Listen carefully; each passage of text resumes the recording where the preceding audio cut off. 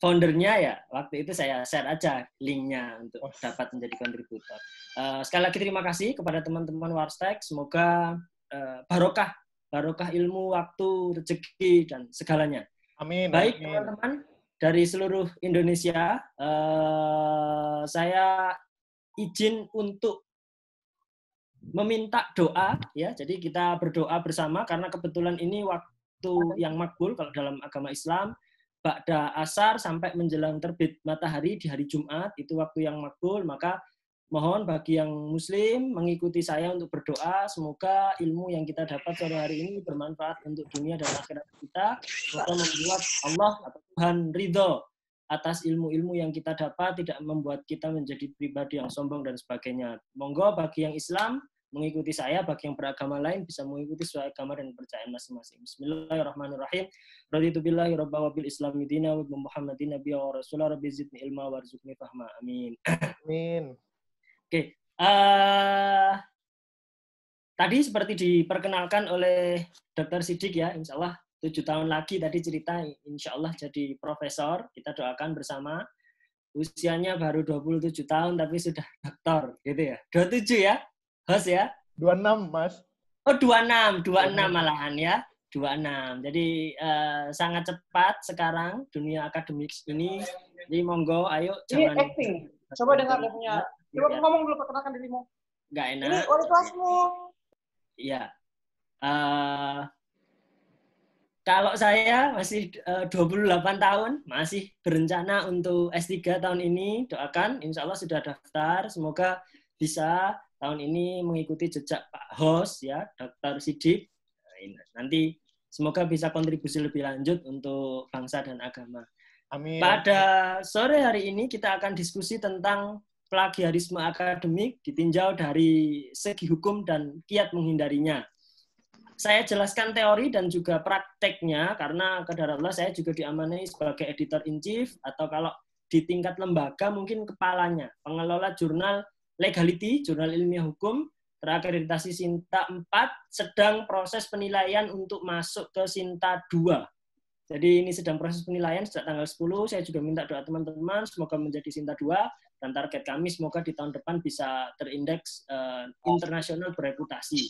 Juga editor di jurnal Bestur milik UNS dan reviewer di beberapa jurnal. Jadi pesan dari host lebih banyak ke sharing pengalaman, ya, termasuk itu tadi.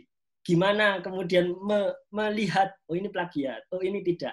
Nah, bismillah kita mulai. Kalau dilihat dari KBBI, kita lihat dulu secara definisi plagiat atau plagiarisme dari Kamus Besar Bahasa Indonesia, itu disebutkan bahwa plagiarisme itu penjiplakan, ya.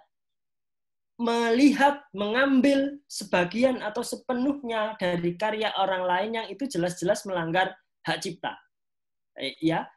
Plagiarisme sendiri ini sebenarnya bisa sengaja atau bisa tidak sengaja. Kalau di mahasiswa S1, ya, skripsi itu biasanya mereka tidak sengaja. Saya boleh bilang mereka tidak sengaja. Kenapa? Karena mereka tidak terlalu paham. Mungkin entah saat sosialisasi penulisan tugas akhir mereka tidak hadir atau seperti apa.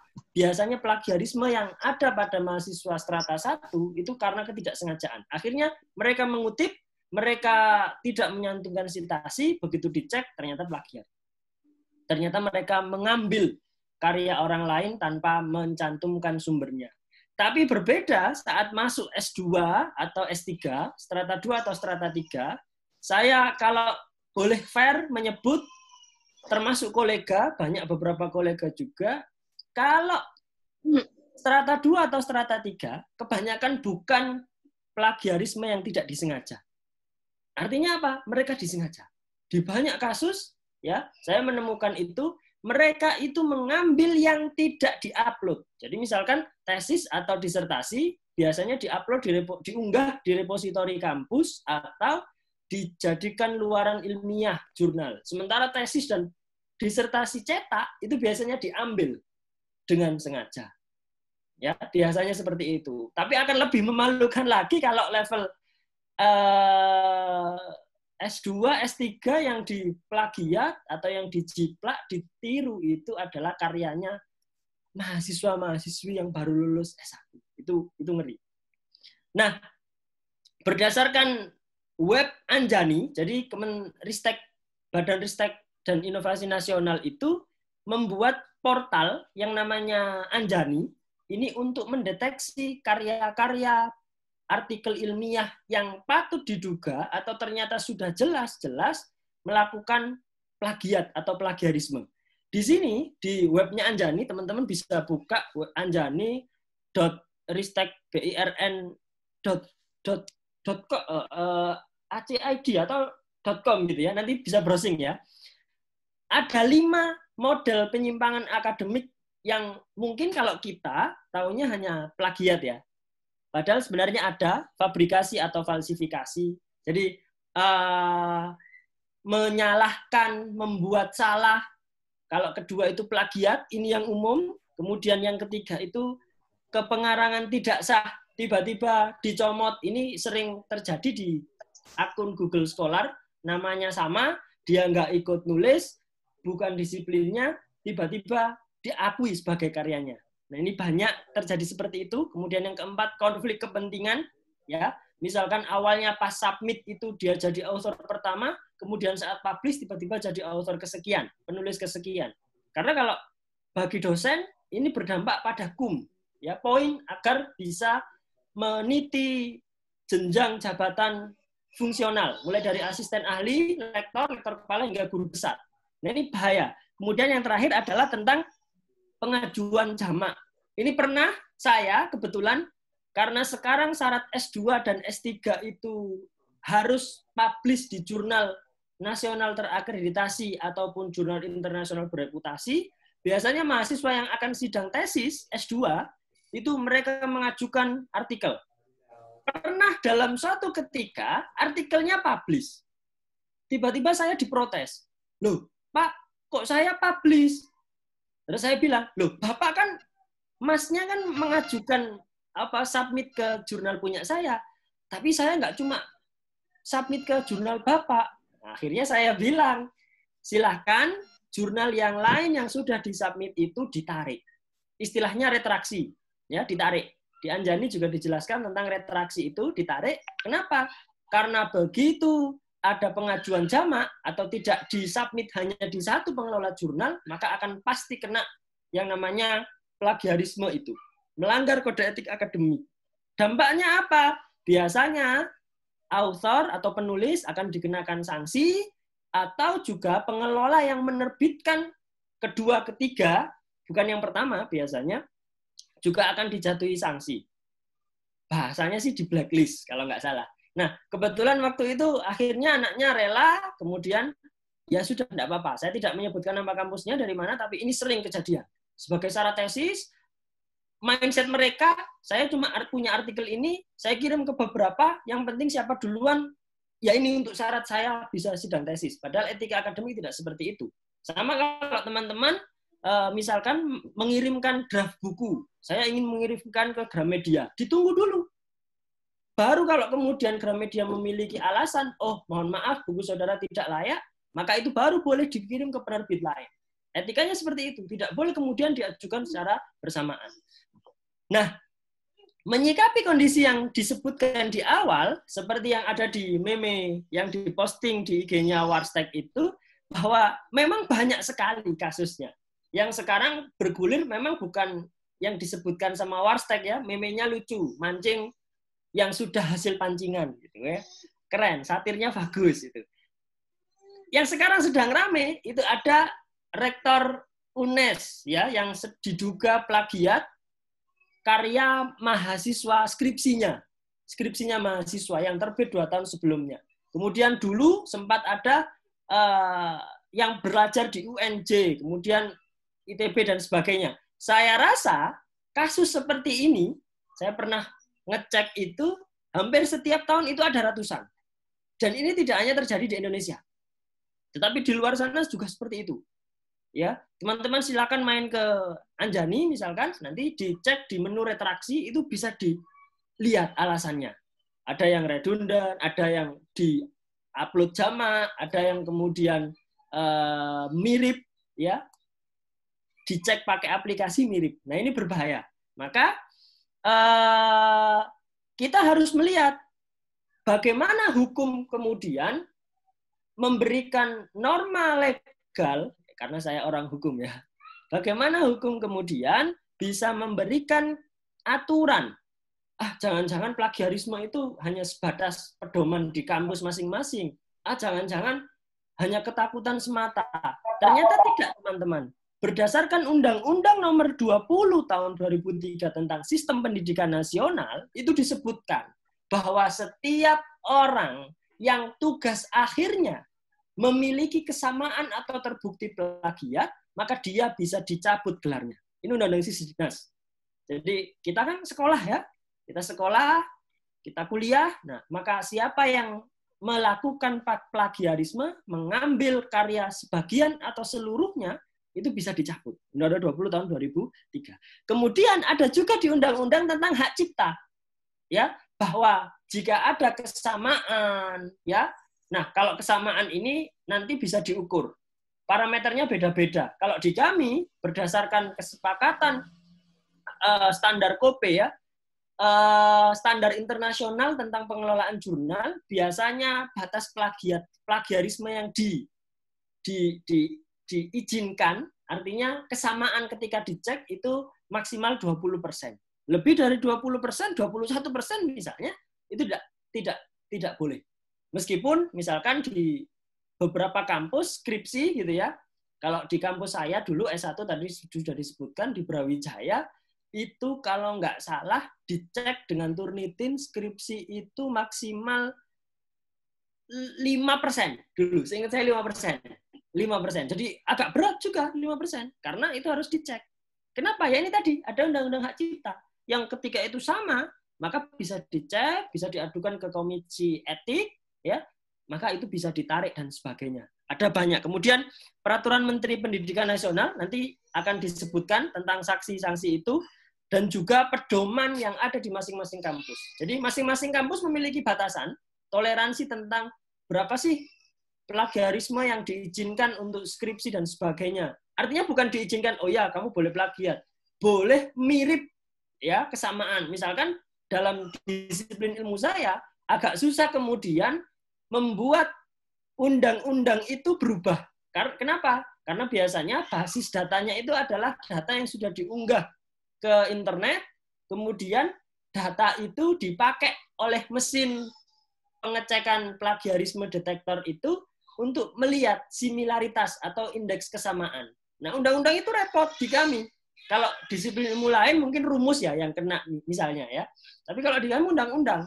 Nah, undang-undang ayat Al-Qur'an itu kan nggak bisa dirubah. Maka biasanya 20% itu meliputi itu. Pasal di undang-undang, ayat-ayat Al-Qur'an atau ayat-ayat di kitab agama masing-masing. Nah, ini infografis tentang jenis-jenis ya, jenis-jenis yang mungkin agak nggak kelihatan juga, yang mungkin bisa terkena plagiasi. Kalau dosen sekarang hampir semua diplagiasi, mau cetak buku ajar, mau menerbitkan artikel, jurnal proceeding, semua kena. Dan mahasiswa apesnya sekarang ya, mungkin zaman dulu nggak ada ini. Tapi sekarang sudah kena seperti itu. Bahkan saya semester ini sudah mulai memberlakukan untuk UTS dan UAS. Jadi UTS, UAS itu sudah saya berlakukan cek. Ini pakai plagiarism checker, ya, pakai alat tools yang bisa mengecek indeks similaritas itu. Kenapa? Ya karena ini era sudah mudah, teman-teman bisa dengan ya bahkan pernah saya mendapatkan tugas saat itu PKM ya, ngeri. Jadi dia pasti copy paste. Kenapa? Karena di halaman pengesahan namanya saya, tapi alamat rumah saya tiba-tiba di Bogor. Kampus saya bukan kampus yang sekarang. Nah, ini kan berarti dia ngambil dari internet. Kalau begitu tahu seperti itu, kalau saya bilang ke mahasiswa, Raksudunu bikadibun, ya, kepalanya dosa itu berbohong. Sudah. Kalau kamu bikin karya tulis nggak jujur, kalau kamu bikin tugas akhir nggak jujur, tugas UTS, UAS nggak jujur, selesai. Yang lain selesai. Maka kerjakan sendiri. Saya bilang seperti itu. Kerjakan sendiri. Kerjakan sendiri. Ya, kalau perlu nanti saya ajari gimana caranya agar itu bisa mengolah, mensitasi dengan baik. Nah, ini yang tadi disebutkan di norma hukum yang nomor 3 bahwa dalam Permendiknas, ya, Peraturan Menteri Pendidikan Nasional, karena saat itu namanya masih Menteri Pendidikan Nasional, kalau sekarang nomenklatur atau namanya berubah jadi Menteri Pendidikan dan Kebudayaan. Nah, saat itu disebutkan ada setidaknya, ini saya resume ya, karena di situ ada beberapa ayat 1 dan ayat 2, dosen untuk mahasiswa diklasifikasikan, karena di sini saya rasa ada dosen dan mahasiswa, saya rangkum. Di pasal 12 itu disebutkan setidaknya ada 6 jenis sanksi. Yang pertama teguran. Mungkin ini untuk mahasiswa S1 ya. Kayak saya saat tahu mahasiswa tugas akhirnya itu ada yang 60%. Ya. Ketika dicek pakai alat itu 60%. Ini kamu kok iya, Pak. Nah, kalau pakai alat itu kan tahu source-nya dari mana, sumbernya dari mana. Oh, anak ini ngambil dari blogspot, dari ini. Kenanya 50%. Kita tegur. Mungkin. Yang pertama. Kemudian yang kedua, peringatan tertulis. Nah, ini sudah pernah saya berlakukan. Saya pernah memberikan surat, ya, surat keterangan, kalau nggak salah tahun lalu, untuk sejawat, kolega saya sendiri. Kenapa? Saya dikomplain oleh author lain yang bilang bahwa artikel yang terbit di jurnal Bapak itu mirip dengan disertasi yang saya tulis. Saya ngeri juga. Oh, iya, Kak. Ketika saya cek, saya minta ke author yang bersangkutan, hasil cek pakai tools plagiarism detector atau sejenisnya, ya, itu aman. Ya, kurang dari 20%. Nah, ini kan aman, gitu kan. Akhirnya kita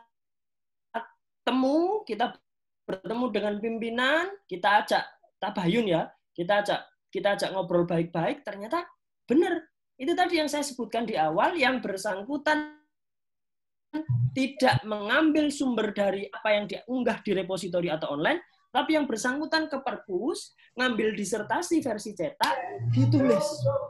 Ini bahaya. Akhirnya saya jatuhkan sanksi. Waktu itu saya berinisiatif memberikan sanksi seumur hidup, yang bersangkutan tidak boleh nulis lagi di jurnal kami.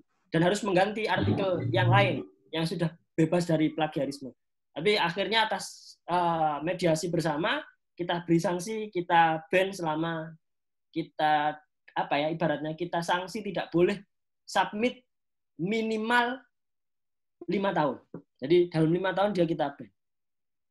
Ngeri seperti itu. Sama, saya untuk tadi yang mahasiswa pengajuan jamak, itu juga saya sanksi, bukan yang bersangkutan, tetapi sampai ke angkatan di bawahnya. Jadi ketika saya tahu, oh dari kampus X, ini dulu mahasiswanya pernah mengajukan jamak suatu artikel, maka kami sanksi. Seperti itu. Jadi kayak SBMPTN ya, SBMPTN atau SNMPTN itu, yang kalau ada kakak tingkatmu yang dapat di kampus X, ternyata kakak tingkatmu itu nggak ngambil kampus X, adik tingkatnya itu nanti akan kena imbas, kuotanya dikurangi. Nah, kemudian yang ketiga ada penundaan pemberian hak. Dia artinya misalkan dia kan anak badan suara. Dia bisa nyanyi. Dia kemarin bilang, Pak, saya bisa nyanyi. Tapi Pak Duska terbukti plagiat atau plagiat, misalkan iya, menerbitkan buku, dosen badan disuruh suara menerbitkan buku, maka tahun haknya lalu di SMP. tidak dikasihkan. Dia Kenapa? sokan. Ini ternyata dalam proses, misalkan proposalnya Senang lolos, cuman giliran tapi Solo. ternyata nanti setelah itu tidak Coba aku lobby ya. terbukti dia yang bersangkutan kalau ini enggak, ini persiapan full aja untuk bukunya padus itu ternyata plagiarisme, yaitu haknya, royaltinya bisa dibatalkan atau tidak diberi. Kemudian ada juga penurunan atau pencabutan jabatan fungsional. Tadi sudah disebutkan untuk dosen ada asisten ahli, lektor kepala. Berarti kayak lebih dia tuh fleksibel, yang pandai main teknik sih sebenarnya. Tapi susah juga anak-anak sebenarnya. Banyak anak sebagai syarat gitu. untuk Cuman kita kan nggak tahu plagiat, maka bisa dicabut proses pengajuannya atau bahkan diturunkan status jabatan fungsionalnya. Kemudian ada juga pemberhentian dengan hormat atau tidak hormat. Ini berlaku bagi ya dosen juga sepertinya, ataupun mahasiswa yang terbukti seperti itu. Kebetulan prodi Magister Ilmu Hukum di kampus kami beberapa hari yang lalu baru selesai visitasi dan alhamdulillah dapat A. Dalam sesi visitasi itu Pak Kaprodi menyebutkan bahwa ada mahasiswa yang pernah mengikuti conference, prosidingnya itu ternyata dikomplain oleh orang lain. Artikel yang ditulis dan dimasukkan dalam proses ini dikomplain oleh orang lain, akhirnya yang bersangkutan diskors 1 semester.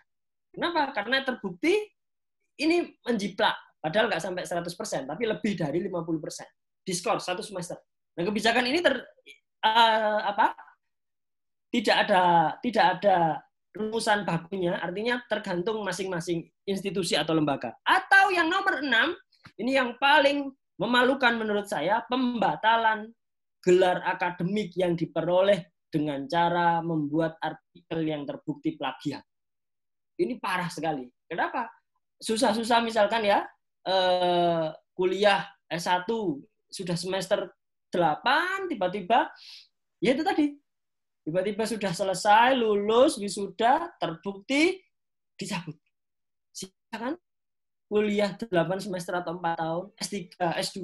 Ini makanya mohon untuk kita semua agar menghindari. Nah, ini yang saya bilang, Kementerian Ristek BIRN itu sudah membuat portal. Kalau Sinta itu untuk rujukan jurnal, nyari-nyari jurnal, ada Sinta, DOAJ gitu kan. Nah, Sinta itu untuk nyari jurnal. Kalau Anjani, ini untuk mencari apakah tulisan kita, tulisan orang lain itu kena retraksi. Karena tadi, dan di Anjani ini ada kolom untuk lapor. Artinya kalau kita merasa artikel kita, ya, ini kok kayaknya persis. Biasanya kalau dikutip itu kan muncul di Google Scholar ya, pengutipan baru di artikel saya, gitu kan, atau di ResearchGate. Nah itu akan keluar. Nah kalau dicek ternyata, ini kok mirip banget dengan punya saya, nggak ada parafrase, nggak ada apa, bisa lapor melalui portal ini. Anjani, saya agak lupa kepanjangannya, nanti kita cari bareng-bareng. Bagaimana kemudian menghindari plagiarisme akademik? Yang pertama, ya, tadi saya sebutkan bahwa kepalanya dosa itu berbohong. Maka cara agar kita terhindar dari plagiat atau mengambil karya orang lain tanpa seizinnya adalah dengan menguatkan moral dan integritas. Ya, kenapa? Pasti ada niat. Iya kan? Kan mau nulis, aduh pusing nih, udah ngambil punya orang lain aja, copy paste, gitu, tinggal diganti namanya. Siapa yang bisa ngecek sekarang? Nggak ada kan? Dosen misalkan kelasnya 60, 50 misalkan. Bayangkan kalau dia ngajar di 9 kelas, 10 kelas. Dicek satu-satu susah. Maka kembali ke masing-masing, baik mahasiswa ataupun dosen, harus punya moral dan integritas. Ya, itu yang pertama. Jadi tidak boleh ada niat sedikit pun untuk, wah, capek nulis, capek research, gitu ya, sudah capek nge-lab dan sebagainya, maka saya harus, ya artikelnya nyari aja lah. Tidak boleh. Kemudian yang kedua, yang bersangkutan perlu mengikuti lebih banyak acara tentang bagaimana mengutip sebuah kalimat misalnya, bagaimana mengutip sebuah rujukan misalnya. Kalau yang kedua ini, melihat mungkin banyaknya mahasiswa S1, strata 1 yang ya saya cek di skripsi mereka saat ujian skripsi misalkan itu, mereka itu kadang nggak ngerti. Gitu. Kalau itu ternyata kena plagiat gara-gara dia nggak ngutip. Mereka ngerasa, loh kan di awal sudah ada citasi, Pak, ada footnote atau endnote. Kok bawahnya perlu lagi? Ya, mereka kiranya ini sama aja gitu, Pak. Seperti itu. Maka perlu kampus, lembaga pendidikan itu memberikan pelatihan melalui lembaga penelitian dan sejenisnya ya, lembaga penulisan ilmiah dan sebagainya. Kemudian yang ketiga, ini yang penting, meskipun tadi sempat kami ya, saya dan kawan-kawan pengelola jurnal itu kecolongan, penting sebelum artikel ilmiah itu dipublish baik jurnal maupun proceeding atau untuk melakukan cek plagiasi melalui aplikasi. Ya, ada kalau yang berbayar itu biasanya kita pakai Turnitin. Kalau sudah exclude-nya 1% itu akurasinya insya Allah sangat tinggi. Atau ini plagiarism checker atau Grammarly kalau mau ngecek grammar ya dan sebagainya. Dicek dulu pakai itu. Ada yang berbayar, ada yang gratis. Beberapa kampus sudah memberikan fasilitas ini secara cuma-cuma. Dicek aja dulu. Paling tidak setidaknya membantu agar kita, ternyata saya plagiat loh gitu. Kan nggak enak kan? Sudah publish. 1, 2, 3 ini kembali ke masing-masing author atau kembali ke diri kita masing sebagai penulis. Entah itu mahasiswa, entah itu dosen dan akademisi yang lain. Ya. Kemudian yang keempat ini berfungsi sebagai pengingat institusi. Institusi perlu secara membuat sosialisasi kepada seluruh sivitas akademikannya agar tidak ada tindakan plagiarisme. Karena kan yang malu, saya waktu itu malu benar. Tapi saya jujur ngakui, ya kami yang salah, sudah saya jatuhkan sanksi ke author, kami mohon maaf. Ke orang yang disertasinya dikutip dan jurnalnya itu diklaim oleh orang lain. Mohon maaf, harus jujur. Ya harus gentle seperti itu. Maka perlu sosialisasi. Kampus, lembaga pendidikan, lembaga publikasi ilmiah itu perlu larangan, sanksi yang berat bagi pelaku plagiat gitu ya. Dan yang kelima, ini bagi pemerintah, 1, 2, 3 untuk author atau penulis, yang keempat itu untuk institusi, yang kelima ini khusus untuk pemerintah. Apakah Undang-Undang Sisdiknas, Undang-Undang Hak Cipta, Permendiknas itu cukup untuk mengakomodasi sanksi bagi plagiator? Saya rasa kurang. Ya, jangan malu-maluin lah. Kita kalau pengen bersaing dengan negara ASEAN saja, misalkan, ya harus banyak publikasi. Gitu ya, di challenge setiap kampus itu. Kalau UGM itu kan sudah ribuan targetnya ya, bukan lagi di jurnal nasional, sudah di jurnal internasional bereputasi. Targetnya ribuan. Ditarget oleh kementerian. Harus. Nah, maka harus sanksi juga tegas. Kalau saya rasa institusi untuk dosen itu biasanya ngasih insentif ya, bagi dosen yang artikelnya terbit di jurnal Q berapa misalkan, itu biasanya, atau impact factor-nya berapa misalkan, itu biasanya ada insentif. Maka harus ada yang jelas juga. Di akhir slide ini saya mau bilang, seharusnya plagiat itu diperlakukan sama dengan koruptor. Kenapa? Dipenjara kalau perlu. Kenapa? Karena unsur di dalam tindak pidana korupsi itu hampir sama dengan apa yang dilakukan oleh para plagiator. Pertama, tindak pidana korupsi itu ya digunakan untuk memperkaya diri sendiri atau orang lain. Iya kan? Kalau kita mencuri tulisan orang lain kan digunakan untuk memperkaya diri kita. Kita keluar konteks dari akademik ya. Misalkan beberapa waktu yang lalu perebutan merek ya, merek ayam. Iya kan? Dengan dia memegang brand itu dia kaya. Buka cabang di mana-mana. Iya kan? Plagiator, memperkaya diri sendiri hampir sama dengan korupsi. Ya, itu yang pertama, memperkaya diri sendiri kelompoknya. Yang kedua, dilakukan secara melawan hukum, jelas di Undang-Undang Sisdiknas, Undang-Undang Hak Cipta dan Permendiknas tadi disebutkan bahwa orang yang mengambil karya orang lain sebagian atau seluruhnya itu melawan hukum. Nah, ini sama kan dengan korupsi. Kemudian yang ketiga menimbulkan kerugian terhadap keuangan negara. Nah, kalau ternyata ya kan, kalau ternyata artikel yang dia gunakan itu plagiat dan digunakan untuk meningkatkan KUM di jabatan fungsionalnya, misalkan dari lektor kepala ke guru besar, sementara guru besar itu mendapatkan insentif sekitar jutaan rupiah tiap berapa periode, maka ini kan jelas menimbulkan keuangan negara. Dia plagiat, misalkan dengan artikel itu dia dapat jabatan guru besar, misalkan, atau dengan artikel itu dia lulus S3, misalkan, dengan dia S3 maka mudah menjadi ASN, dapat hak-hak yang lain. Maka ini kan menimbulkan kerugian keuangan negara. Maka inilah saatnya bagi pemerintah untuk bertindak tegas. Semoga ini ada unsur dari audiensnya, semoga ada dari pemerintah dan mendengar suara hati saya, ya, agar kalau bisa plagiator itu disamakan dengan guru. Ya, mungkin itu yang bisa saya sampaikan. Saya kembalikan ke Profesor Dr. ya Siddiq Nur Abdillah Siddiq sebagai host. Saya mohon maaf. Assalamualaikum warahmatullahi wabarakatuh. Waalaikumsalam warahmatullahi wabarakatuh. Wah, baik, ini sudah masuk beberapa pertanyaan, Pak dosen. Saya bacakan ya. Atau yang bersangkutan bisa langsung menanyakan via mikrofon. Pertama ada pertanyaan dari Mas Budi Mulyawan. Ya, monggo. Silakan Mas Budi Mulyawan, bisa menyalakan mikrofonnya.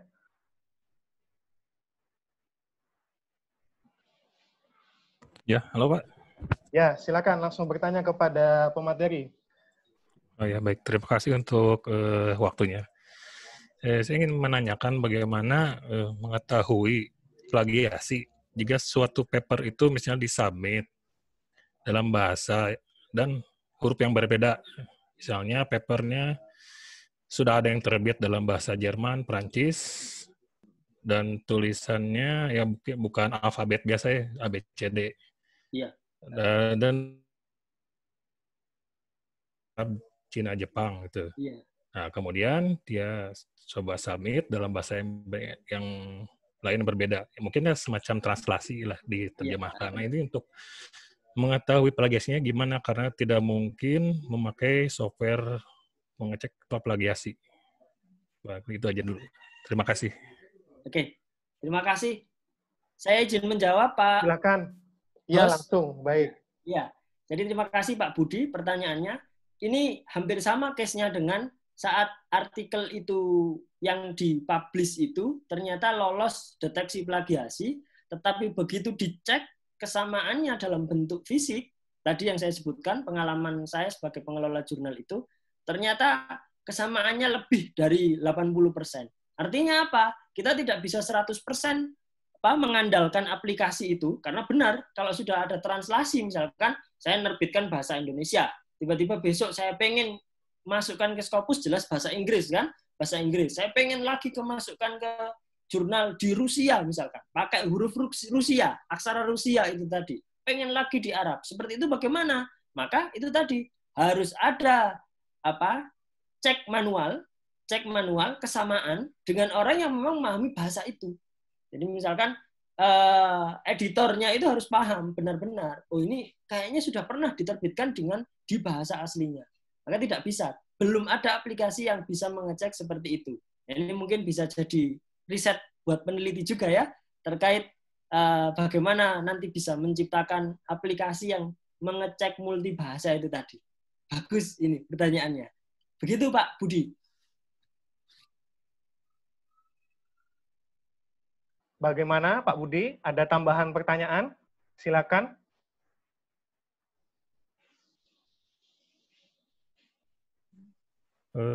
Paling yang kedua ini Pak. Boleh. Tadi kan disebutkan Silakan. mengenai tingkat plagiasi. Iya. Berapa kan similarity index itu kan termin dari itu ya, Turnitin. Ya. Betul. Ya. Kan ada similarity index dengan source. Tadi Bapak mengatakan maksimal berapa persen Pak kalau di jurnal? Karena saya yakin tiap jurnal beda-beda kebijakannya. Ada yang 10%, ada yang 5%. Betul. Nah, ini untuk mungkin yang paling kecil mungkin makin bagus, tapi kira-kira berapa persen sih yang bisa diakomodir tingkat plagiasinya gitu? Karena ada misalnya paper similarity index-nya gede, besar gitu ya, tapi dilihat sumbernya paling 2%, 1%, 1%, tapi karena banyak yang kecil-kecil dicitasi gitu ya, dikutip, tapi akhirnya similarity index-nya menjadi besar gitu ya. Nah, ini kira-kira gimana gitu Pak? Iya, berdasarkan pengalaman ya, termasuk saat masuk di Scopus atau proceeding semacam Atlantis Press atau EAI-EUDL itu Pak, kurang lebih sama dengan itu 20%, di angka 20% itu Pak. Ya, kurang lebih ya. Kenapa? Karena itu biasanya jadi batas toleran untuk mengecek itu tadi benar. Yang kecil-kecil itu. Kalau di Turnitin ya search exclude-nya 1%, pasti banyak yang kena, Pak. 1% kecil gitu kena dan biasanya numpuk. 1%-nya itu bisa jadi 15% sendiri. Maka kurang lebih sama dengan 20%. Tetapi kalau kami di pengelola jurnal, kami melihat ini tidak 100% dari Turnitin, Bapak. Jadi kalau kami melihat tidak 100% dari Turnitin, misalkan kita cek, dari 21% itu yang kena adalah pasal di undang-undang. Kalau dihukum ya, saya nggak tahu kalau di eksak mungkin rumus ya. Rumus itu kan kalau nggak riset sendiri dan menemukan, ya dari dulu sampai sekarang ya gitu-gitu aja gitu. Dan bisa jadi kena. Maka sekali lagi, kami tetap manual melihat secara langsung dengan data pembanding misalkan, ini boleh. Oh ini layak untuk dipublish gitu. Atau kalau memang bisa, ya itu tadi, diparafrase kalau seandainya memang khawatir. Kalau belum ada jurnal minta 5%, kecuali exclude-nya mungkin gede ya. Kalau kecil kena 5%, ya repot sekali untuk masuk kalau begitu. Begitu Pak Budi. Baik, Pak Budi. Ada lagi mungkin yang belum jelas, Pak Budi? Kalau boleh tahu dari mana, Pak Budi? Dosen di mana? Halo? Halo. Iya. Baik, sepertinya sudah cukup ya, Mas ya, penjelasannya. Baik. Sebelum melanjut ke pertanyaan kedua, tadi ada slide yang buram, Mas Fatih. Mungkin bisa dijelaskan. Ini saya sudah screen slide yang buram tersebut. Tadi ada yang bertanya, slide-nya buram. Nah, ini saya slide share-kan. Sharing-share. Mungkin bisa dijelaskan sekilas maksudnya tadi bagaimana mengenai slide ini.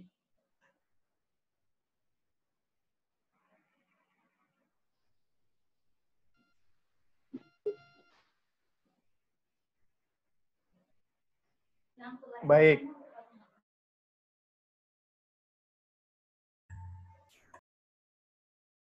Itu saja yang kemudian dicek.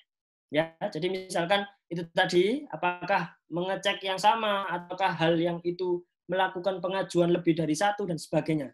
Jadi saya rasa ini nanti bisa jadi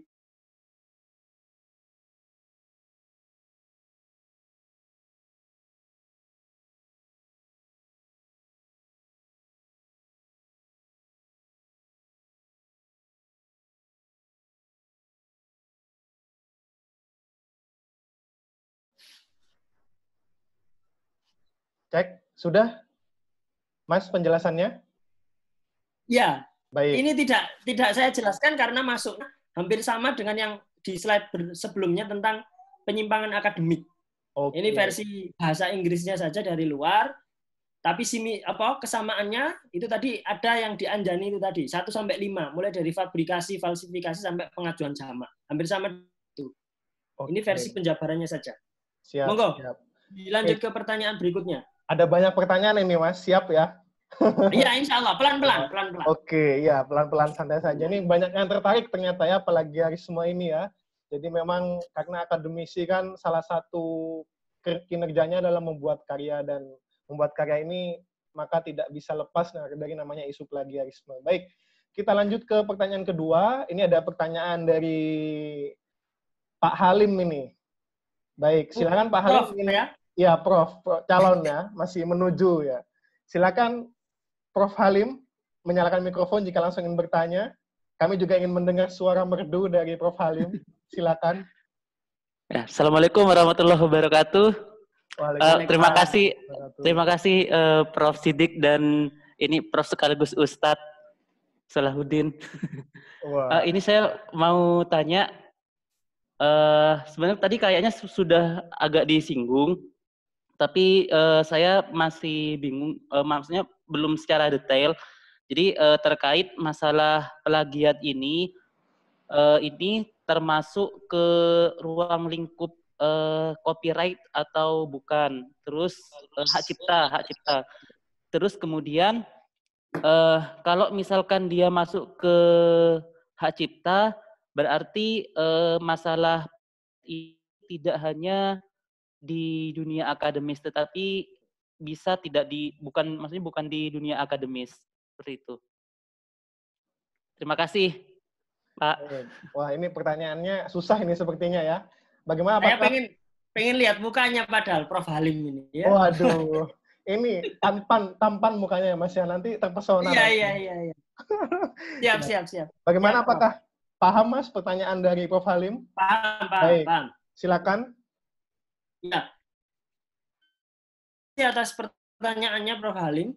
Jadi tadi sudah disebutkan setidaknya ada 3 norma hukum yang melandasi larangan perbuatan plagiarisme di dunia akademik di Indonesia. Yang pertama Undang-Undang Sisdiknas sistem pendidikan nasional. Yang kedua adalah Undang-Undang Hak Cipta. Karena di Hak Cipta itu disebutkan juga bahwa termasuk sebagai hak cipta adalah karya ilmiah yang dibuat oleh akademisi. Ya. Dan yang ketiga itu Permendiknas itu tadi. Ini aturan teknisnya ya. Peraturan Menteri adalah aturan teknis. Maka kalau ada pertanyaan apakah ini termasuk copyright, apakah ini bisa dibawa ke ranah yang lebih luas? Bisa.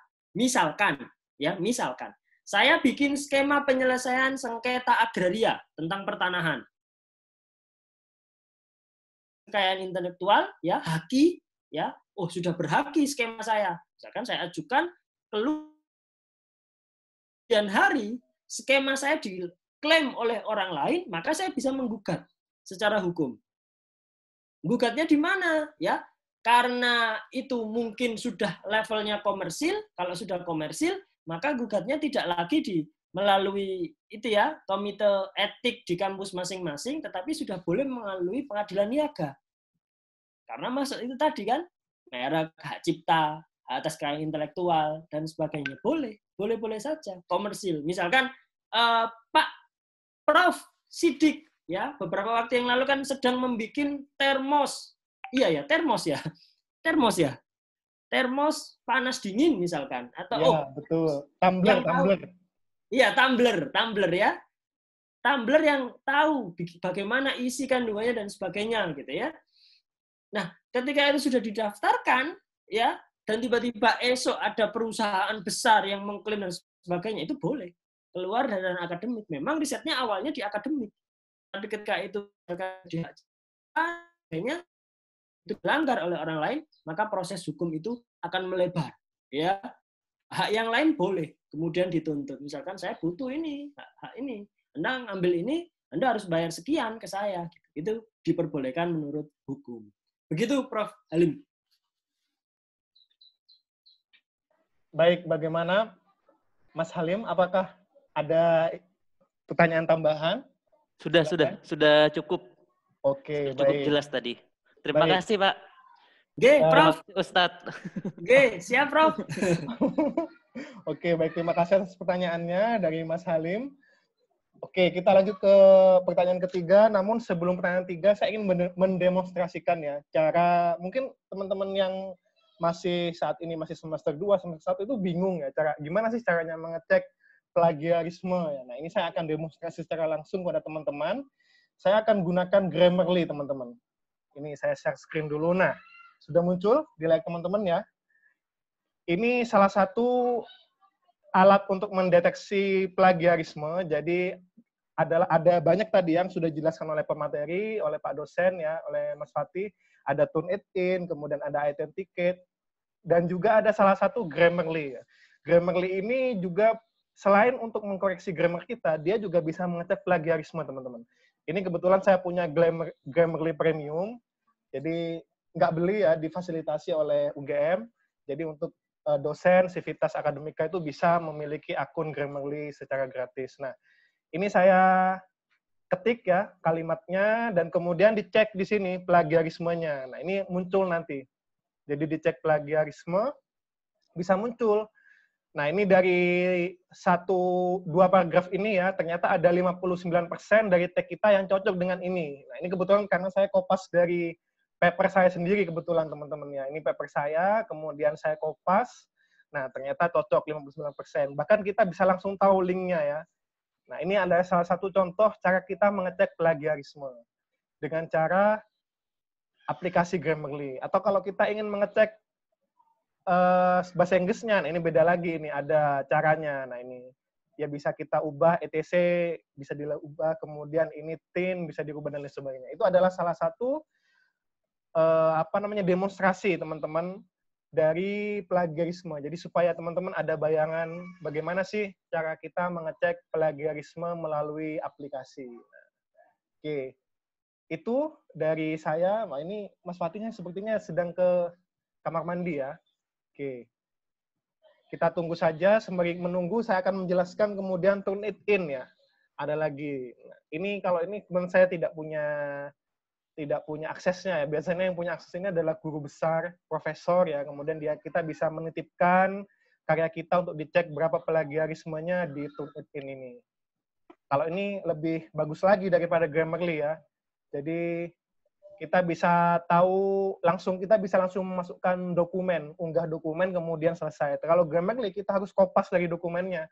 Jadi kita nggak bisa masukkan dokumen, PPT atau Excel ke dalam Grammarly. Tapi berbeda dengan Turnitin. Ini bisa menerima langsung file mentahannya, diupload, kemudian kita bisa tahu berapa persen yang plagiarisme. Baik.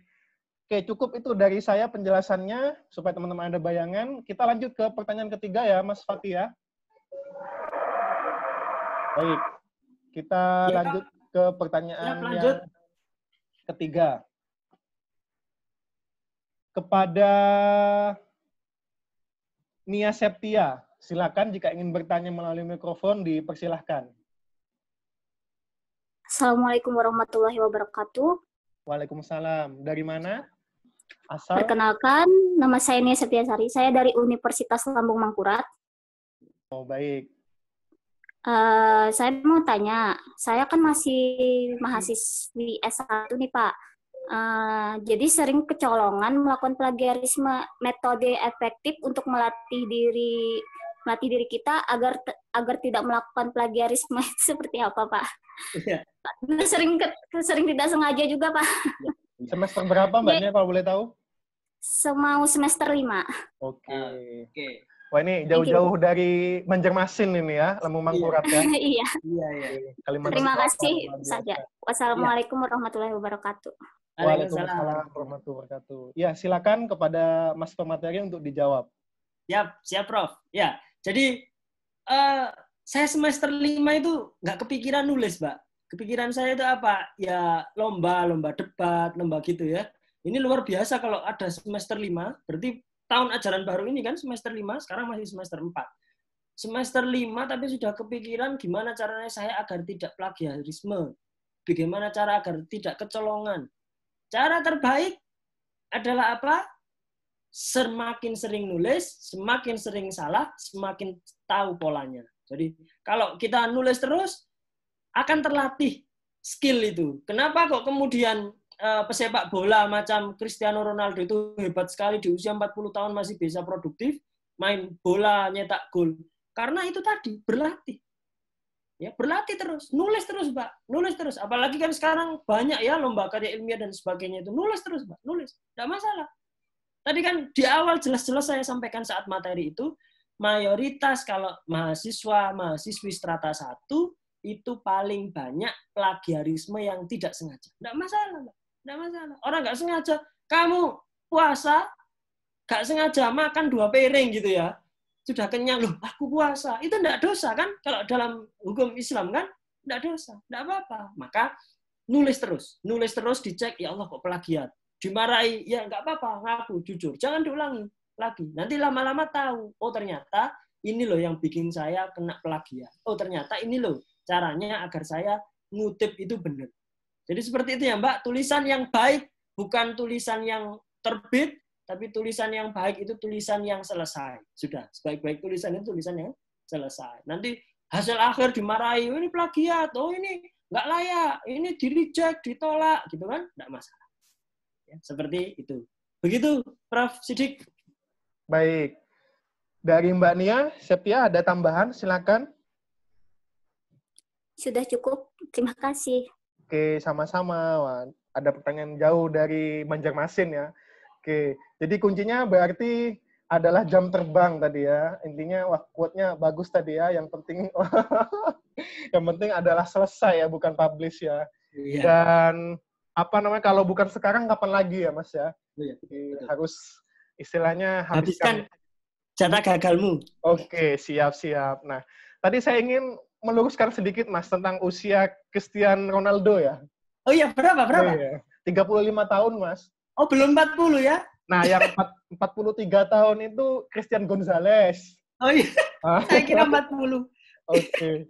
Ya, Christian Gonzalez pemain penyerang ya, Pak. Bambang Pamungkas 40 tahun ya. Iya. Kita lama nggak main sepak bola ya, Prof? Iya. Nggak bisa main saya. Iya. Saya nggak bisa main ya, kalah terus ya. Benar. Tanding sama Mas Fatih ini 3-0, 5-0 ya.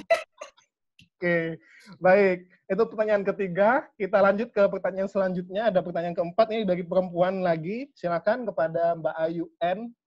Dipersilahkan.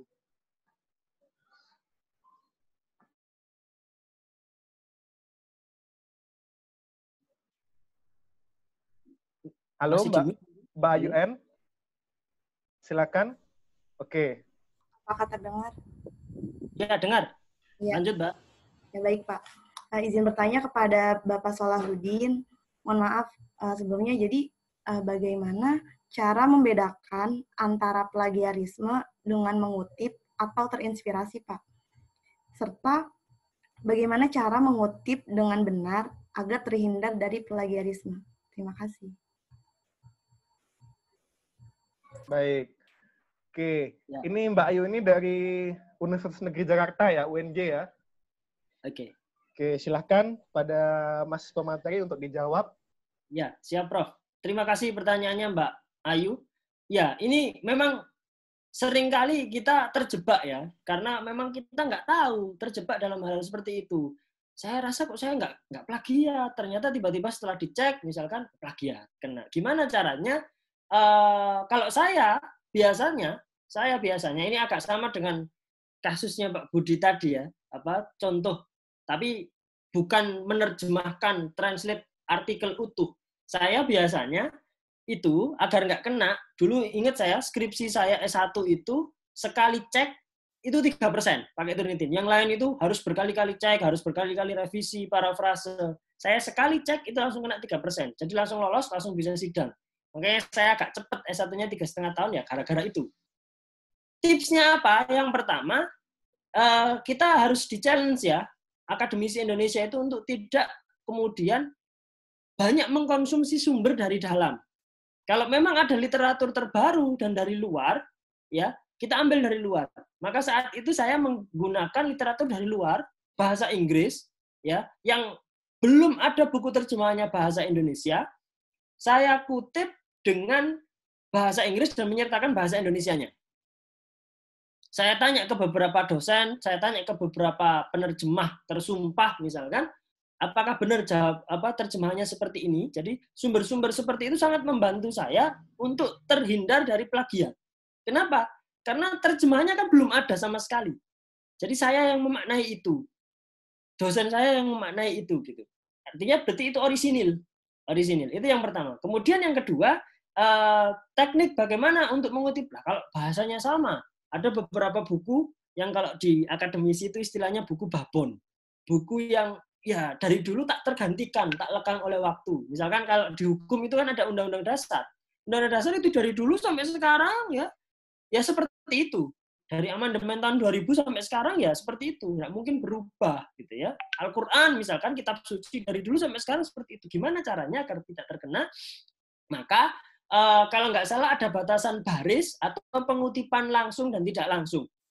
Jadi ada pengutipan langsung dan tidak langsung. Kalau pengutipan langsung berarti ada tanda petik 2, ya. Tidak langsung ya dijadikan narasi. Dijadikan narasi itu berarti otomatis kita terpaksa harus memparafrase. Parafrase itu merubah katanya. Ya, jadi agar tidak terkena ya harus dirubah itu tadi. Seperti itu. Ya, maka dua cara ini yang paling ampuh dalam pengalaman saya kalau lihat ya, banyak yang seperti itu gimana caranya gitu ya. Paling ampuh untuk mengatasi terjadinya plagiasi. Dan ya memang harus nggak boleh nggak boleh pelit untuk melakukan sitasi. Ini kayaknya sudah nggak perlu sitasi deh, padahal ngambil. Jadi dicantumkan, disitasi situ. Kalau dilihat artikel-artikel yang keren-keren itu ya Warstek kan sering posting artikel dengan Q yang mengkilap gitu kan, itu pasti citasinya kan banyak ya. Jadi ayo, semakin banyak bacaan kita, semakin berkualitas tulisan yang kita hasilkan.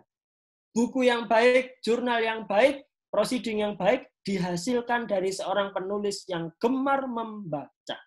Nah, itu Prof. Sidik. Wah, luar biasa. Intinya kan harus ada kompromi ya, Mas ya, antara atau trade off antara banyaknya kutipan. Jadi memang ini ya menarik karena paper itu semakin banyak kutipannya semakin banyak. Tapi bagaimana caranya? Plagiarismenya juga harus serendah mungkin. Betul. Nah, itu harus ada trade off atau harus ada ya tadi parafrase kata kuncinya, kutipan tidak langsung. Nah, kalau kutipan langsung, berarti saya menambahkan mas pertanyaannya. Kalau kutipan langsung itu berarti bisa langsung dideteksi plagiat ya? Masuk ke persen-persenan tadi ya? Atau bagaimana? Oh, tidak. Kalau kutipan langsung, misalkan di tanda petik 2 itu biasanya nggak terdeteksi. Oh, jadi, harus memakai dipisah dari paragrafnya, Prof.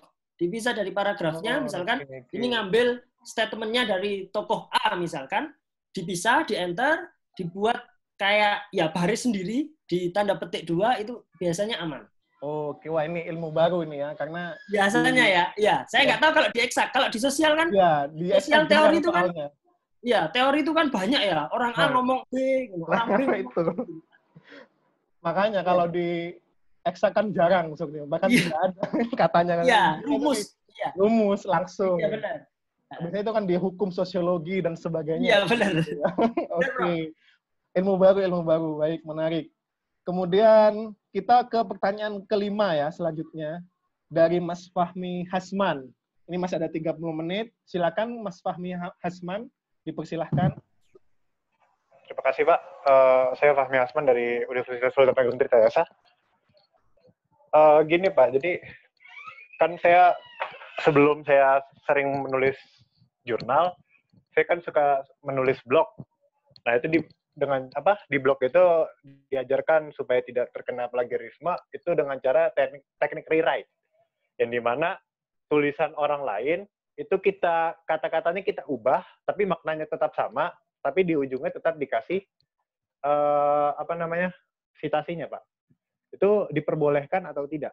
Terima kasih. Oke. Dari Untirta ya, Mas Fahmi Hasman ya. Untirta itu di Banten ya, wah. Banten. Iya. Sebentar Mas, blog ya ini ya? Iya, saya dulunya pernah nulis blog. Iya. Silakan dijawab pemateri. Iya. Saya agak bingung jawabnya. Sebentar. Gimana tadi? Bisa diulang sebentar. Ya, jadi kalau di blog itu, saya pernah ajarin bahwa supaya tidak terkena plagiarisme, itu tulisan yang kita tulis, itu apa yang kita baca, kita tulis ulang, Pak. Dengan menggunakan bahasa kita sendiri. Oh. Tapi di ujung-ujungnya kita tetap kasih citasinya, sumbernya dari mana gitu. Okay. Itu diperbolehkan atau tidak dalam menulis jurnal. Terima kasih. Oke, iya. Oh ya, tetap menulis jurnal ya. Tapi tadi ilmunya dari blog. Ya. Saya izin menjawab, Prof. Sidik. Ya. Jadi itulah kawan-kawan yang di awal dan host tadi bilang yang namanya parafrase.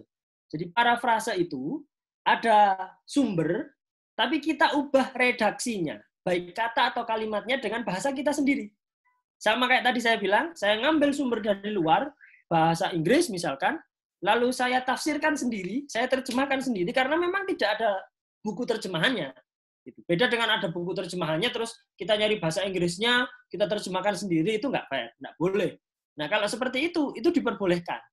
Kecuali tadi di awal juga di saat sesi materi saya sebutkan, parafrase tidak diperbolehkan untuk case-case tertentu. Misalkan, Al-Quran, ya, kitab suci. Tidak boleh dong kemudian bab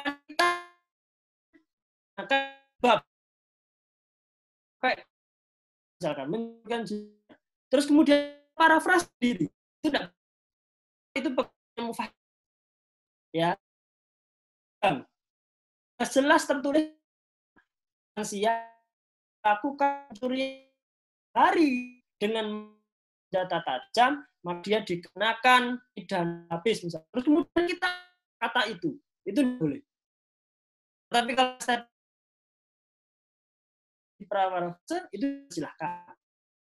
Kalau memang rumit gitu ya, nanti kena plagiat. Saya rubah ini kayak ini. Jadi namanya membuat teori ini bikin disertasi itu.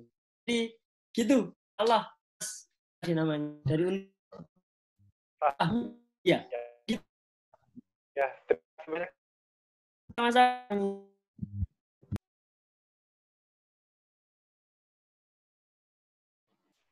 Baik. Sepertinya saya yang ada gangguan jaringan ini ya, agak terputus-putus suaranya Mas pemateri ini. Mohon maaf, IndiHome ini ya. Oh iya, atau jangan-jangan saya yang gitu. Saya nggak tahu. Itu faktor ya. Iya. Oke. Ya, efek Baik. negatif daring lah, nggak apa-apa. Iya. Ya kita sama-sama paham lah sinyal itu. Infrastrukturnya ya masih luar biasa belum. Iya. Oke, baik. Kita lanjut ke pertanyaan selanjutnya, Mas. Ini semakin banyak yang bertanya ini. Ini kalau bisa dibukukan ini satu buku pertanyaan ini tentang plagiarisme ini ya. Wah, banyak sekali. Ini ada Muhammad Ghazali. Saya bacakan karena dia mikrofonnya sedang bermasalah ya. Jadi ya kita doakan semoga bisa membeli mikrofon baru ya. Amin. Baik, selamat sore Pak. Izin bertanya Pak. Mohon maaf mikrofon saya bermasalah. Saya ingin bertanya bagaimana menurut Bapak kampus yang menetapkan batasan plagiarisme pada tugas akhir di atas 25%? Apakah terkait dengan hasil karya tersebut kurang kompeten dan mempermudah para lulusan atau bagaimana Pak? Terima kasih banyak. Baik, silakan Mas pemateri untuk dijawab. Iya. Kalau terkait kebijakan kampus dan memang dilihat dari norma hukumnya, sebenarnya pemerintah ataupun Permendiknas, aturan teknisnya itu memang tidak menyebutkan batasan persentase ya. Jadi tidak ada, oh ini 20%, ini hanya kebijakan umum atau hukum umum yang berlaku saja bahwa biasanya kurang lebih sama dengan, ya seperti pertanyaan Pak Budi tadi, 20%, dianggap 20%. Tapi ada kemudian kampus yang menurunkan dalam tanda kutip standar itu. Agar apa? Ya agar mahasiswa atau akademisinya mudah. Tetapi sekali lagi, hal ini justru menjadi buah simalakama bagi alumninya. Kenapa? Karena itu tadi, seperti kepompong. Kepompong itu kalau kita kasihan lihat kepompong mau menjadi kupu-kupu, keluar itu kan kelihatan susah payah. Diambillah gunting, kita bukakan itu kepompongnya, kupu-kupunya bisa keluar, tapi dia nggak bisa terbang. Kenapa? Karena justru kepompong itu dibuka dengan cara apa? Menguatkan sayap dari kupu-kupu itu. Artinya apa? Dengan kita semakin menjadi pribadi yang excuse, yang ingin dikecualikan, yang dimudahkan dengan berbagai, sudahlah nggak usah pakai batasan gitu, yang penting bikin karya ilmiah, yang penting bikin tugas akhir. Gitu. Itu repot bersaingnya. Kenapa? Pelaut handal tidak pernah dilahirkan dari samudra atau lautan yang tenang. Pasti ada badai, ada ombak. Jadi semakin tinggi misalkan, ya kalau S1 saya dulu di Brawijaya itu 5% turnitinnya itu. Wah, saya senang sekali, terchallenge. Dan dengan gitu ketika keluar di luar 20%, wah tinggal mudah kan. Makanya ini bukan berkaitan dengan kualitas atau dengan output atau apa, ini kembali lagi ke diri kita masing-masing. Mau nggak kita challenge? Meskipun kampusnya bilang, sudah nggak perlu ada batasan, yang penting kamu bikin tugas akhir. Tapi kalau kita men-challenge diri kita sendiri dengan batasan kuantitatif yang bisa diukur itu, maka insya Allah kita bisa berkompetisi dengan dunia luar. Kita akan jadi kupu-kupu yang punya sayap, yang bisa terbang tinggi, yang luar biasa. Seperti itu, Prof. Sidik. Oke. Itu berarti modal juga untuk S2 dan S3 ya? Ya, Prof. Iya, untuk guru besar juga. Oke, berarti kalau kita sudah membiasakan itu dari sedini mungkin, nah, jadi bisa melekat ya begitu ya. Benar. Habit, Prof. Habit. Wah, luar biasa. Kebiasaan. Baik. Kita lanjut ke pertanyaan selanjutnya dari Awe. Nah, ini silakan Awe ini Mas atau Mbak ini ya? Awe itu ayam ya, ayam. Ayam. Kita dulu ini ya, apa namanya di galaksi itu, Mas? Iya. Oke. Silakan. Baik. Assalamualaikum warahmatullahi wabarakatuh. Waalaikumsalam, Mas Awe. Silakan. Ternyata ya. Oke, Mas ya. Oke. Izin bertanya, Pak. Bagaimana menyikapi seorang dosen yang memplagiat tulisan kita atau mengambil hak dari skripsi kita? Itu bagaimana, Pak, cara menyikapinya? Terima kasih. Waduh, berat ya. Ini ya. Terima kasih. Ini dari sudut pandang mahasiswa, Mas. Mahasiswanya harus ngapain? Iya, benar ya. Benar. Ya, saya juga pernah jadi mahasiswa, Mas. Jadi dulu pas jadi mahasiswa saya nggak pernah berpikiran, saya harus jadi first author. Oh, saya harus jadi penulis utama. Oh, ini dosen ini kan nggak ikut apa-apa, namanya nggak ditulis gitu. Jadi begitu jadi dosen, saya ngerti ternyata penulis pertama dengan penulis kesekian itu beda. Kewajiban dan haknya juga beda. Terus bagaimana kalau ternyata tulisan saya dikutip sama dosen saya? Tulisan saya diambil sama dosen saya, diklaim sama dosen saya. Saya bahkan saya nggak ditulis, nggak disebut sebagai author.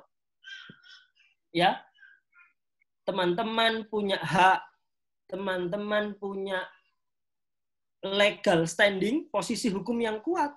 Kalau memang itu ada buktinya, ya sekali lagi kalau berdasarkan hukum harus ada bukti ya, dan satu bukti tidak cukup, lebih dari satu. Baik itu orang ataupun bukti fisik yang lain.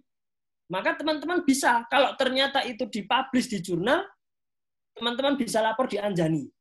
Ya, buka Anjani, ya, googling aja, itu dicek, ada menu lapor. Jadi lapor, ada formnya yang harus diisi. Ini ternyata sama. Tapi kalau ternyata, enggak Pak, ini dipublish dalam bentuk buku, gimana caranya? Kalau kamu mau, laporkan ke komite etik. Ya, di masing-masing kampus tahu saya ada komite etik ini untuk mengecek keaslian sebuah karya ilmiah. Ya, kalau yang kemarin rame di UNES dan UGM, rektor UGM ngomong A, komite etiknya UGM kan ngomong B ya. Jadi beda. Nah, itu lebih fair karena mereka biasanya diisi oleh para akademisi dan guru besar. Mereka tahu seluk-beluk karya ilmiah. Maka silakan Mas, dilaporkan. Ayo bersuara gitu. Ya, apalagi kalau sudah lulus ya. Kalau sudah lulus gitu loh, ini kok diklaim gitu. Kalau belum lulus khawatirnya ada dalam tanda kutip intimidasi. Kamu kalau melaporkan ini enggak saya luluskan gitu kan. Biasanya ada yang arogan gitu seperti itu. Monggo, silakan Mas. Kalau mau feedback enggak apa-apa. Kira-kira karyanya apa yang mungkin kok diklaim sama dosennya atau teman, bahkan teman itu bisa ngeklaim loh. Bahayanya gitu loh. Silakan Mas. Ya, silakan Mas Awe. Baik, terima kasih. Terima kasih, Pak. Ya. Wassalamualaikum warahmatullahi wabarakatuh. Waalaikumsalam. Sama-sama, Mas Awe. Oke. Ya, memang ini ya, Mas, dilema kalau belum lulus ya, diancam nanti ya. Wah, jadi agak lulus ini nanti ya. Iya, kalau sudah lulus ya santai lah. Oke. Nah, kalau masih mahasiswa gimana terus, Mas? Jadi, tunggu sampai lulus dulu atau bagaimana kira-kira? Lah, iya, saran saya sih itu. Saran saya seperti itu. Atau kalau mau fair, bukan ke komite etik kampus, tapi ke itu tadi. Kalau memang itu publish ilmiah, ke Anjani. Jadi di Anjani itu ada kolom lapor untuk mengecek itu. Ada form yang harus diisi nanti. Nggak masalah, itu insya Allah fair. Karena kan di Indonesia itu masih budaya Jawanya ini ya, maksudnya kental gitu ya. Iya, benar. Kita konsentrasi dengan profesor, dengan dosen, bebas. Tapi kalau di sini kan, wah, bisa berantem konsentrasi. Oke. Baik, masih ada 15 menit. Oke. Oh ya, tadi kita pernah ke Yoshinoya waktu itu, Mas. Makan bareng ya di Galaxy ya. Iya. Apa hubungannya sama plagiarisme ini? Bukan AW maksudnya. Oh iya, bukan AW. Betul ya, Yoshinoya ya. Oke, baik. Selanjutnya pertanyaan dari kontributor Waxtek ini, Mas Budiman Prastio. Silakan, Mas. Jika ingin bertanya. Monggo, Mas.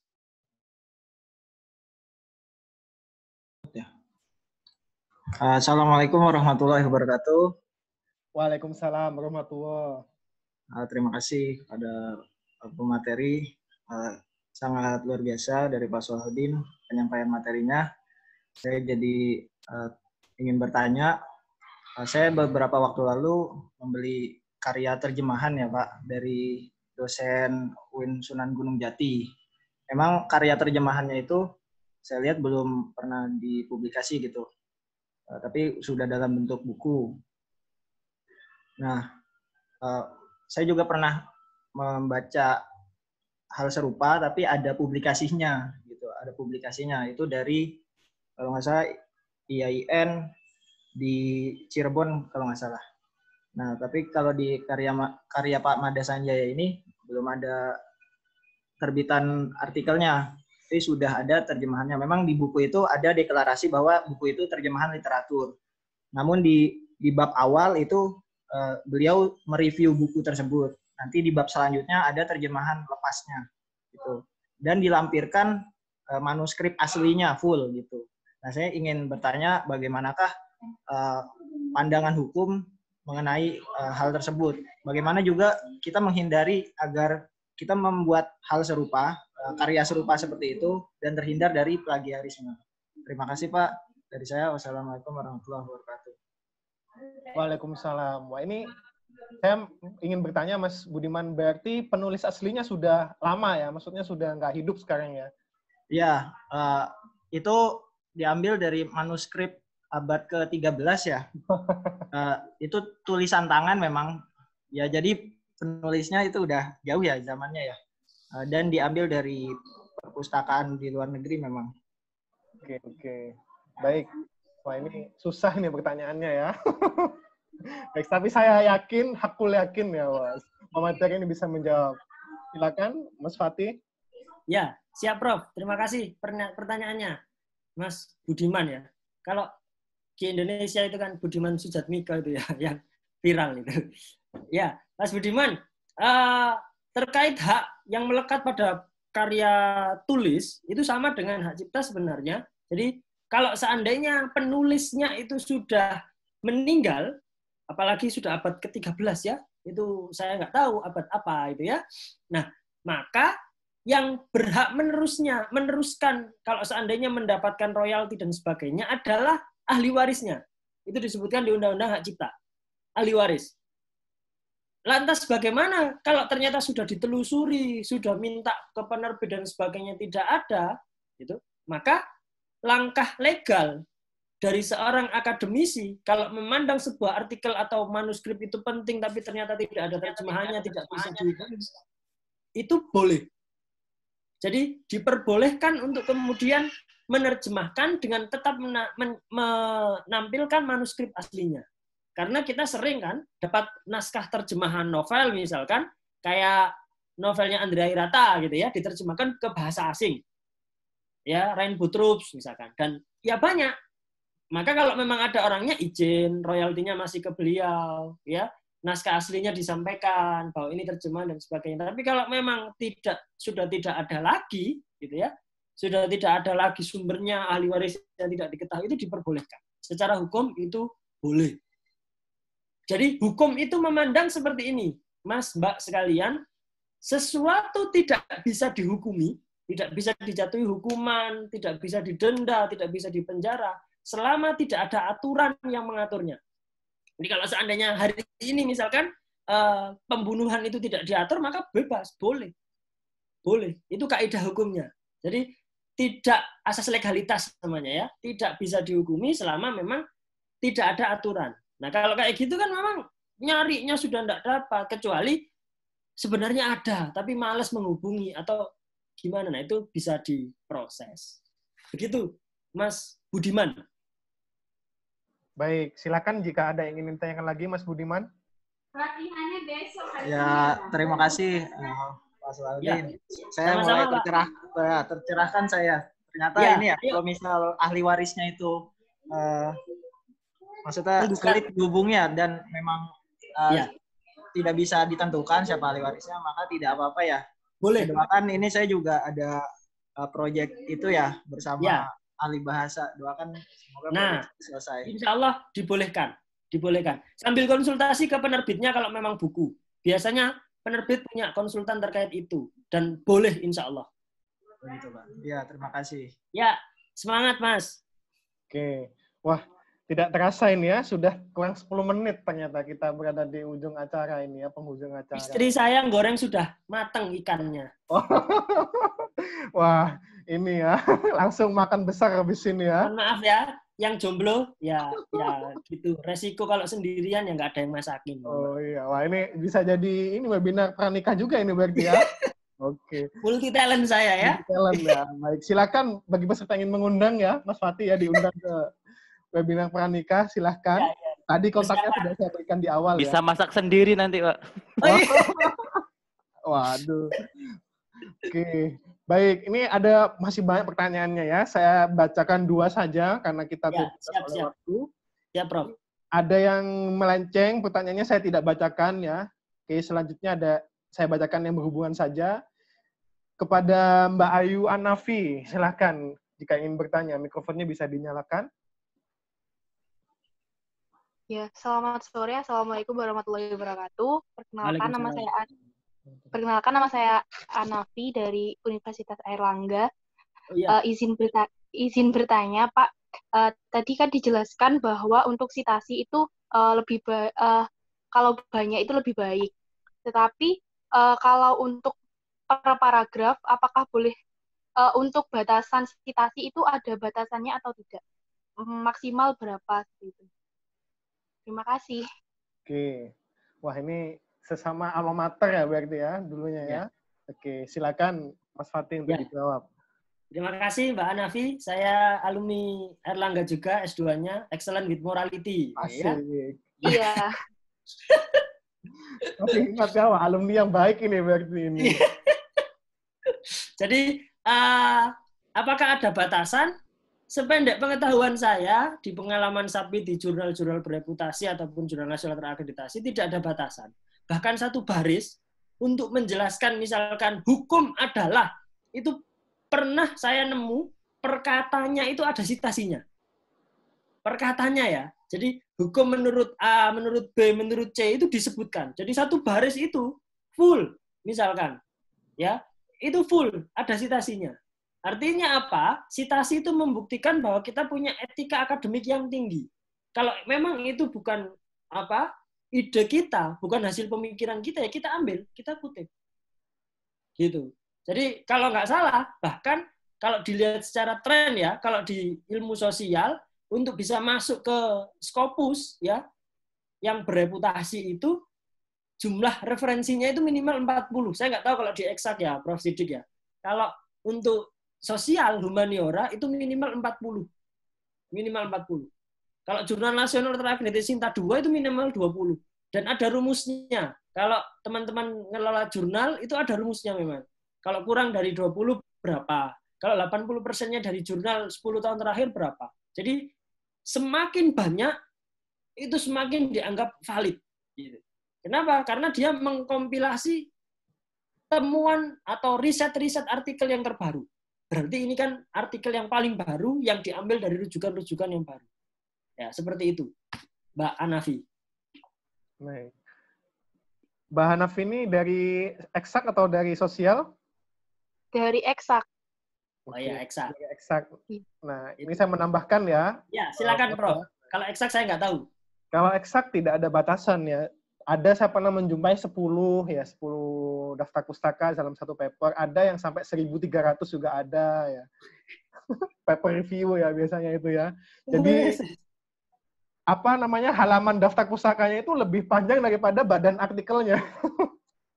Nah, itu ada kalau sering baca paper review biasanya menjumpai seperti itu ya. Badan artikelnya cuma 10 halaman, daftar pustakanya bisa sampai 15 halaman. Jadi 25 halaman itu totalnya lebih banyak daftar pustakanya. Oke, baik. Kita masuk ke pertanyaan terakhir ini ya. Pertanyaan terakhir. Jadi mohon maaf, ada 10 pertanyaan lagi yang tidak bisa terjawab ya. Jadi beneran saja jadi satu buku ini, Mas Fatih ya. Nanti bisa DM di IG atau mention aja. Ya. IG-nya Mas bisa ketikkan di kolom komentar IG-nya. Iya. Siap. Ya, siap, Prof. Oke, nah ini ada pertanyaan selanjutnya dari Mas Yusril Wijaya. Nah, ini sebagai pertanyaan penutup ini Mas Yusril Wijaya. Silahkan. Baik, selamat sore Pak. Izin bertanya, saya Yusril Wijaya dari Universitas Negeri Medan. Saya seorang mahasiswa sarjana dan saya sendiri masih belajar menulis yang baik, sering melanggar akidah-akidah penulisan. Jadi pertanyaan saya, apakah dalam pengutipan dari literatur hanya menggunakan cara parafrase atau terdapat cara pengutipan lainnya sehingga nilai plagiarismenya itu dapat rendah, Pak? Mungkin itu aja, Pak. Baik, semester berapa Mas Yusril Wijaya? Baru semester 6. Semester 6. Luar biasa, mahasiswa sekarang gercep-gercep ya. Biasanya kita belajar plagiarisme ini semester 8, semester 7 ya. Oke. Silakan bisa langsung dijawab, Mas pemateri. Iya. Saya nggak bisa ngetik ke everyone nih, masuknya ke private di room chat itu. Oh, nanti baik. Bisa kan di IG-nya Warstek kan juga sudah di-mention. Nanti kita diskusi aja nggak apa-apa. Oh nah, iya. Ini Iya, bener ya. Kayaknya memang Warstek selain membuka klinik untuk mencari judul, kayaknya perlu ada, selain siring makar juga perlu ada memang kelas menulis. Ini usul, Prof. Ya, siap. Kelas menulis misalkan. Saya sedang menginisiasi sebenarnya di jurnal yang saya kelola, tapi memang kesulitan research ya. Jadi agak repot juga. Kampus swasta kan biasa ya, banyak kebutuhan, banyak kesibukan. Jadi perlu kelas menulis, entah dipakai nama seperti apa, untuk mengecek itu tadi. Kalau yang kontributor kan saya rasa sudah bagus tulisannya, memang rajin menulis dan sebagainya. Lalu lantas bagaimana untuk yang baru memulai agar terhindar dari hal-hal yang seperti itu tadi.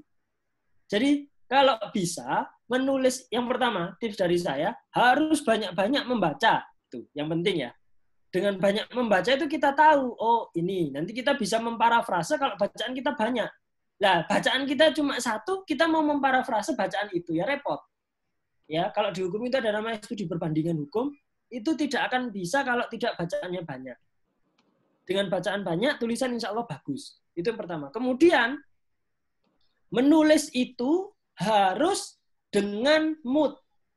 Ya, saya itu kadang, makanya kalau di IG, kok saya sering nulis bukunya nggak ada topiknya dengan hukum ya. Kalau nggak salah ya, ada yang komen, kok nggak ada topiknya dengan hukum. Opini kadang juga keluar dari hukum. Jadi saya menulis yang terlintas di kepala saya. Mau tidur gitu ya, tiba-tiba terlintas. Gitu. Oh iya nih, harus nulis ini. Saya buka laptop, saya tulis. Baru yang ketiga, tips yang ketiga, ya, kalau bisa tulisan itu ya agar tidak plagiat, agar kemudian tidak keluar dari out of the topic gitu ya. Harus ada orang yang dengan sukarela mereview. Ya, kalau dikirim ke opini atau jurnal kan kalau memenuhi standar mereka kan paling tidak direview ya. Jadi jangan berharap lolos dulu. Ingat saya awal-awal nulis itu ke Kompas. Ke Kompas langsung. Tapi hebatnya Kompas itu mereka mau mereview opini yang masuk. Jadi saya waktu itu sudah banyak citasinya, saya rasa tidak plagiat, saya cek kantor Niti, ternyata ditolak sama Kompas, opini Kompas itu. Alasannya cuma satu, analisisnya kurang tajam dan komprehensif. Ngeri juga saya, padahal sudah banyak citasi. Tapi menurut redaktur rubrik opininya Kompas, itu belum tajam analisisnya. Jadi maka harus ada orang yang sukarela untuk mereview itu tadi, agar itu tadi ya nggak kena plagiat, nggak terjadi seperti apa, dan terus tulis saja, jangan selesai pada satu kesempatan gitu. Kecuali nulis novel ya, saya kalau di challenge nulis novel mending saya nulis jurnal 10 gitu. Repot sekali kalau nulis novel itu harus berimajinasi, harus repot saya. Saya bukan tipikal seperti itu. Gitu, Prof. Mungkin pertanyaan terakhir ya. Oke, pertanyaan terakhir. Wah, kalau boleh tahu, bukunya sepertinya sudah banyak ya. Ada berapa, Mas, bukunya? Mungkin bisa dipromosikan di sini. Ya, kalau buku yang terakhir publish itu 12 Istri Rasulullah. Lagi-lagi, ini bukan buku hukum. Jadi buku yang tentang bagaimana seorang bisa menjadi suami yang kayak Rasulullah atau menjadi istri yang kayak istrinya Rasulullah. Gitu. Itu menjawab juga kalau Rasulullah itu poligami, Rasulullah pedofil, itu ada di buku itu. Menjawab semua argumen bantahan miring terkait Rasulullah. Kalau buku total, sebentar, saya 1, 2, ada 5. Masya Allah. Yang nulis sendiri tapi cuma 1. Yang nulis sendiri cuma 1, Mr. Gagal itu. Nggak ada buku hukum-hukumnya sama sekali. Kalau nulis jurnal, baru ada hukum-hukumnya. Jadi nulis terus aja, nulis terus, apapun yang disukai, tulis. Oke, Masya Allah. Ya, baik. Nah, kita pas ini ya, ternyata ya 17.00, Masya Allah, 2 jam, tidak terasa sampai masakannya istrinya Mas Fatih sudah matang. Oh iya, sudah matang. Baik. Terima kasih kepada seluruh peserta atas pertanyaannya, antusiasmenya. Wah, ini pertanyaannya sangat banyak, tidak bisa terjawab. Jadi mohon maaf, pertanyaan-pertanyaan selanjutnya ya, karena mengingat waktunya telah habis. Silakan bisa DM secara langsung kepada Pak Fatih ya. Saya lampirkan itu Instagramnya, solahuddin.alfatih ya. Nah, kemudian saya mewakili Warstek, Mas Fatih ingin mengucapkan terima kasih. Nah, jadi ini adalah kerja sukarela ya. Jadi saya jujur kepada seluruh peserta, apa kuotanya ya dari Mas Fatih sendiri, kemudian ya Masya Allah ya, karena niatnya ingin sharing ya. Kita doakan ya semoga Mas Fatih lancar segala urusannya. Semoga terutama ini S3-nya ya, semoga bisa diterima dan bisa lulus tepat waktu 3 tahun. Jangan lama-lama Mas, kasihan anak dan istrinya ya. Iya, siap. Oke, kata Prof. Halim, kasihan istri kedua, kata Prof. Halim tadi. Waduh. Ini sertifikat dari Waxtech, Mas. Terima kasih banyak. Terima kasih. Kita nanti berkolaborasi di acara selanjutnya. Baik, terima kasih kepada seluruh peserta. Saya sebagai host meminta maaf apabila ada salah kata dan salah perbuatan. Mas Fatih mungkin ada statement terakhir sebagai statement penutup. Silakan. Ya. Kalau kita ingin melihat dunia, maka membaca. Tapi kalau kita ingin dilihat oleh dunia, maka menulis. Saya mohon maaf kalau ada kata atau sikap yang kurang berkenan. Alafu minkum. Assalamualaikum warahmatullahi wabarakatuh. Waalaikumsalam warahmatullahi wabarakatuh. Saya merinding jujur ya dengar quote-nya barusannya, luar biasa ya. Karisma seorang ustadz dan dosennya. Baik. Ini kombinasi yang jarang ditemui, Pak. Oh iya, kombinasi yang jarang ditemui ya. Perfect ya, combo ya. Double kill gitu ya. Baik, saya tutup. Terima kasih teman-teman. Kita berjumpa lagi di sharing marah selanjutnya. Wassalamualaikum warahmatullahi wabarakatuh. Waalaikumsalam warahmatullahi wabarakatuh. Prof. Halim, Prof. Sidik. Ya, silakan Mas. Terima kasih banyak. Sami-sami.